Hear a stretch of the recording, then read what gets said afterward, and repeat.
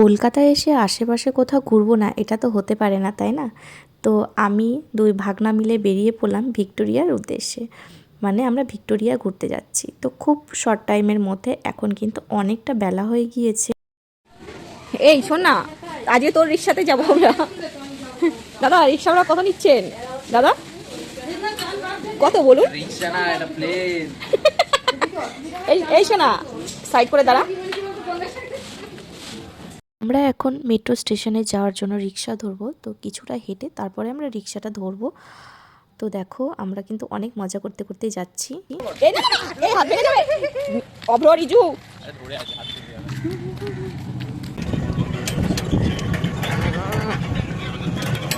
আমার চশমাটা ছেড়ে। তোর চশমাটা খুব ভালো লেগেছে, তাই জন্য নিয়ে নিলাম। হ্যাঁ মিষ্টি। তুই কি জুম করিস নাকি ভিডিও? আমার ওরা জুম করার অভ্যাস। জুম করার অভ্যাস। জুম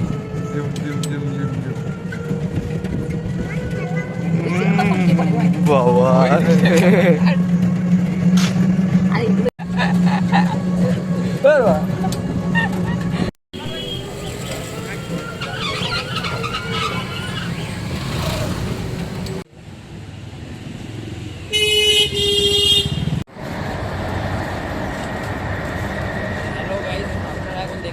ওপর থেকে যেটা যাচ্ছিল ওইটাতে আমরা এখন। আমরা মেট্রো স্টেশনে চলে এসেছি। আর এই মেট্রো স্টেশনের নাম শহীদ ক্ষুদিরাম। খুবই কাছে, তবে বাচ্চা নিয়ে হেঁটে আসা সম্ভব না, সেই জন্য আমরা টোটো করেই আসলাম। গতকাল আমি আর মিষ্টি স্প্ল্যানেট গিয়েছিলাম, সেটা মেট্রোতে করেই এসেছিলাম। তো সেই জন্য মিষ্টি কিন্তু মোটামুটি সবটাই চিনে গেছে। আর মিষ্টির কিন্তু এই ট্রেন, বাস, অটো এইসব দেখে একদমই ভয় লাগে না।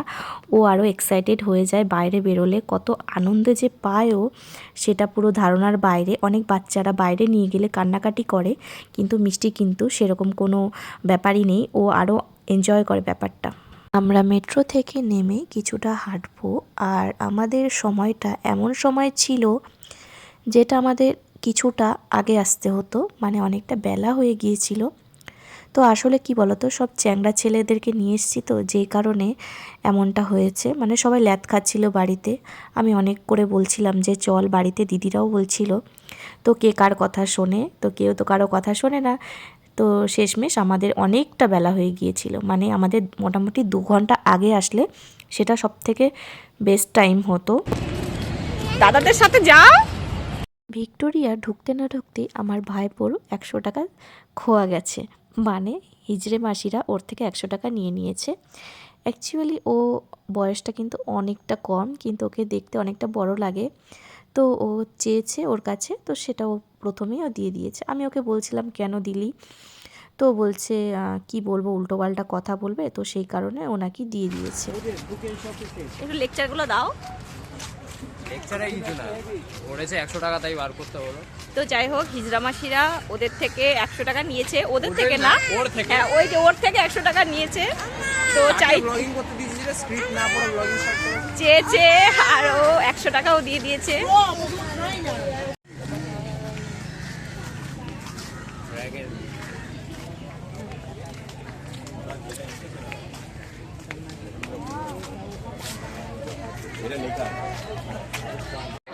পাশাপাশি দুটো কাউন্টার রয়েছে, আপনারা সকলে একে একে দাঁড়িয়ে আছেন। দুটো কাউন্টারে টিকিট সংগ্রহ করুন।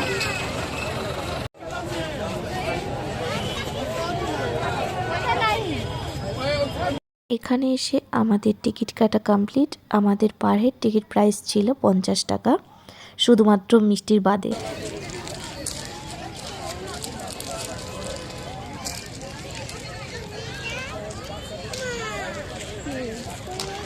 খুলে দেবো?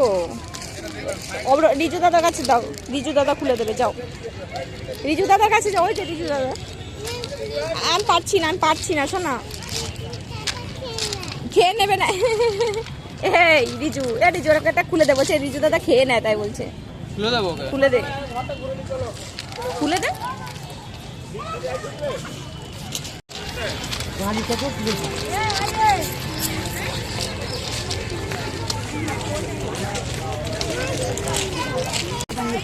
প্রচন্ড গরম লাগছে, বাড়ি থেকে ভেবেছিলাম, তো এখন এসে ভাবছি যে গরমের জামা পরে আসলে ভালো হতো। এতটাই গরম লাগছে, বিভৎস গরম।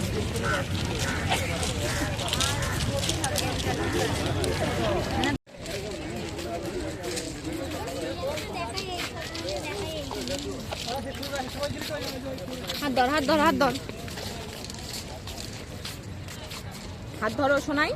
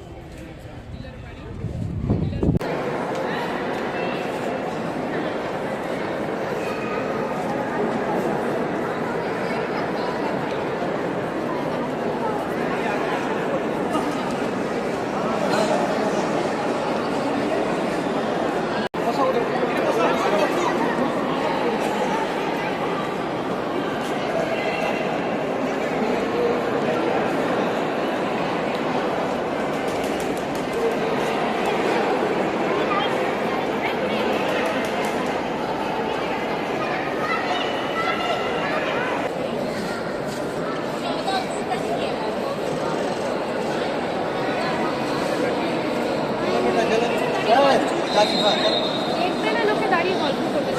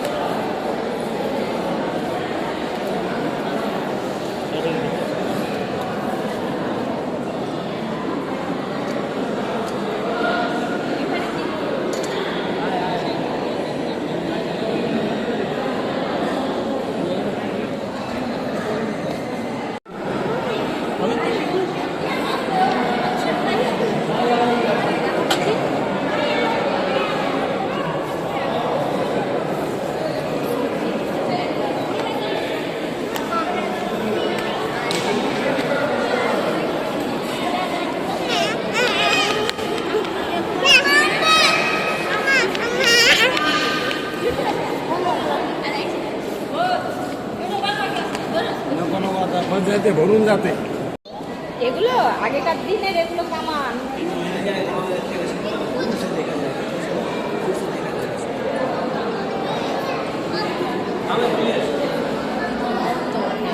শোনা মুখ থেকে হাতটা সরিয়ে দে, এখানে সরা। পরে পরে এখানে ভেতরে বসবে সবাই। আয় শোনা,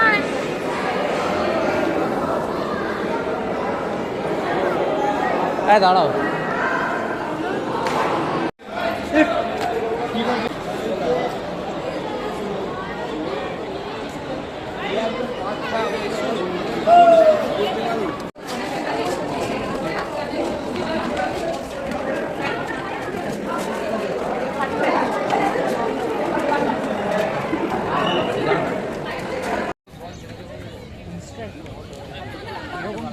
এরকম দেখালে তো হবে না।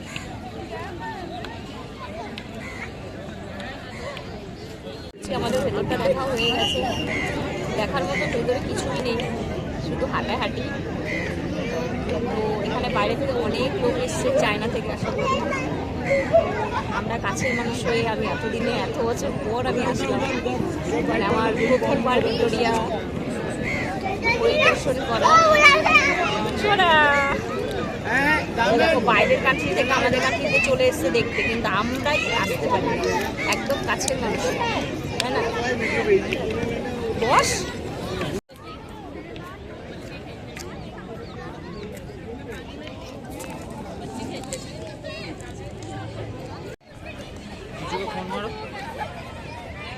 রিজুকে এবার খুঁজতে যেতে হবে নাকি?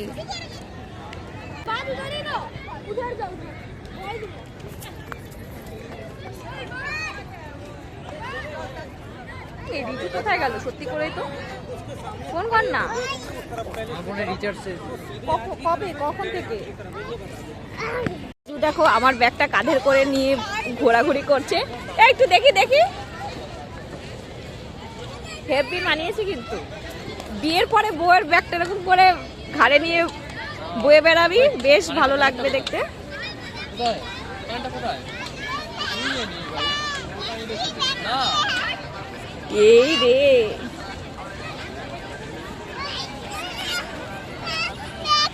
আমি যাবো না ভাই। দেখ একবার দেখ।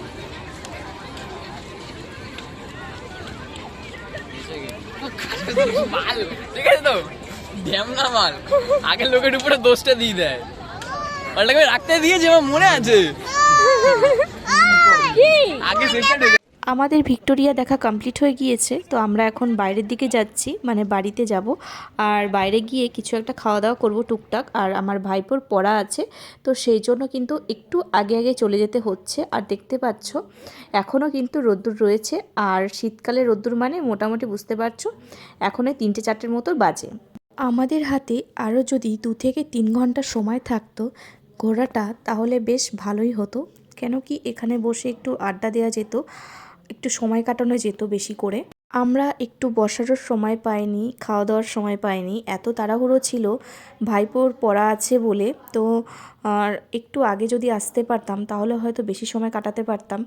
আর সঙ্গে করে যদি আরও লোকজন আসতো, মানে আমাদের ফ্যামিলি মেম্বাররা আসতো, তাহলে আরও ভালো লাগতো। তো সত্যি কথা বলতে খুব একা একা ফিল হচ্ছিল। আর আমরা বাইরে এসে দেখো একটু খাওয়া দাওয়া করে নিচ্ছিলাম। তো আমরা যাওয়ার পথে নন্দনে এসেছিলাম।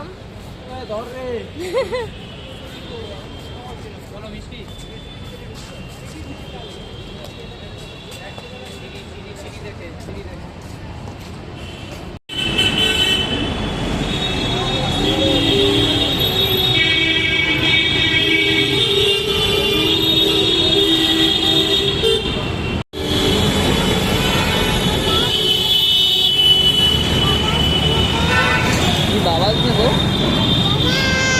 বাবা, কত বাবা? কোন বাবা চাই, নতুন না পুরনো? শার্ট ঢ্যামনা, বাবা স্নেক, বাবা স্নেলে হাতে ব্যথা হয়। দেখে ভাই এই এই এই, আস্তে আস্তে আস্তে। আমি এখন ভাবছি জানি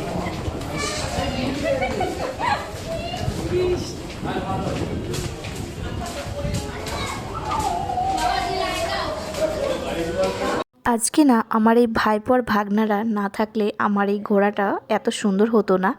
খুব স্মুথলি ঘুরেছি, যতটুকুনি ঘুরেছি খুব সুন্দরভাবে ঘুরতে পেরেছি। কেন কি ওরা এত সুন্দরভাবে কেয়ার করছিল মিষ্টিকে, সত্যিই বিশ্বাস করো আমি কিন্তু বাচ্চা খুব একটা কেয়ার করতে পারি না। কেয়ার করতে বলতে কি সত্যি মানে অতটা কোলে ঠোলে নেওয়া এগুলো আমি একদমই পারি না।